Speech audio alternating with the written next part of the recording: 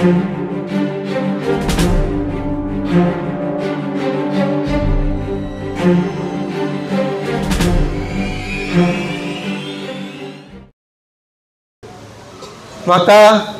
dengan momen Tahlil Ramadan ini,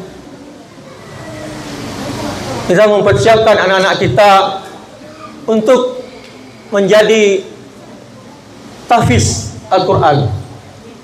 Anak-anak yang menghafal Al-Quran, anak-anak yang memahami Al-Quran dan kemudian mengamalkannya dalam kehidupan sehari-hari.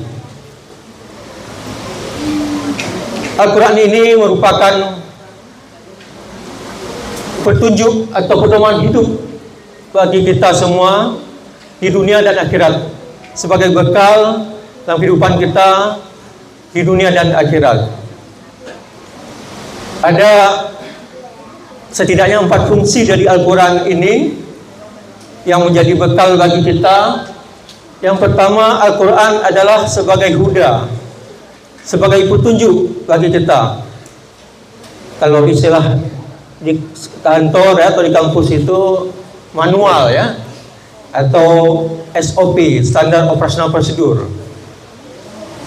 Nah, kalau kita tidak menyiapkan generasi kita dengan petunjuk ini, dengan pedoman ini, maka anak-anak dia akan berkembang sendiri, dibesarkan oleh lingkungannya, dibesarkan oleh teknologi yang tidak ada filternya, yang mereka itu menerima apa adanya berbagai informasi, baik yang positif maupun negatif. Nah, tugas kita ini adalah untuk membekali anak-anak kita ini dengan pedoman yang diturunkan oleh Allah SWT ini, yaitu Al-Quran.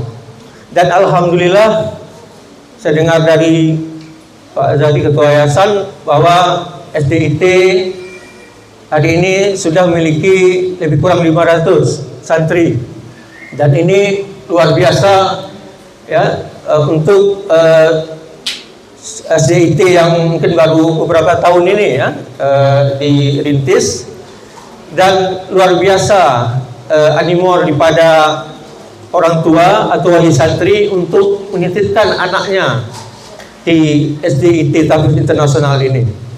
Ini adalah suatu modal sosial yang luar biasa, yang menjadi cikal bakal daripada ketangguhan generasi Qurani kita, dan juga keberkahan dari negeri kita, negeri indah, adil, makmur, yang diridhoi oleh Allah SWT. Nah, kemudian ada beberapa hal yang berkaitan dengan generasi Sovieti ya, yang perlu menjadi evaluasi kita bersama ya, menjadi kontrol kita bersama. Bahwa tadi saya katakan bahwa ada kekurangan dari generasi Strawberry ya, generasi milenial atau alpha ini, bahwa mereka ini mudah putus asa dan menyerah pada keadaan. Kita berusaha dan berdoa kepada Allah SWT semoga anak-anak kita benar-benar tangguh menghadapi ancaman dan tantangan kehidupan sekarang yang sangat luar biasa, di mana tidak ada lagi ruang yang aman ya, zona nyaman ya, kecuali adalah di rumah Quran ya.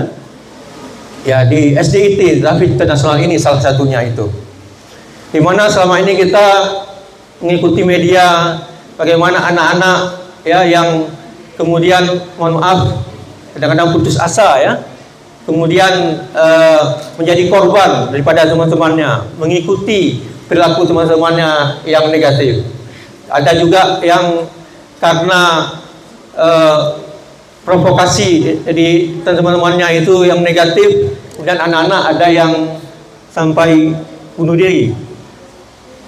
Nah, ini disebabkan karena si anak ini tidak mempunyai suatu pedoman ya, pedoman yang luar biasa sebagai bekal dia untuk kehidupan dunia dan akhirat, sehingga menerima informasi ya yang menjadi ancaman buat dia menjadi resah dan kemudian bahkan jadi putus asa.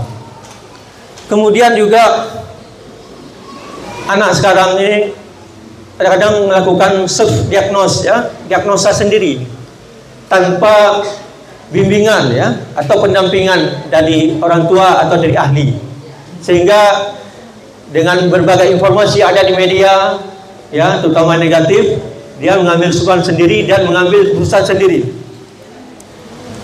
Dan ini yang harus kita kontrol, ya, sehingga si anak dia tidak berkembang sendiri dengan informasi yang diperoleh dari media.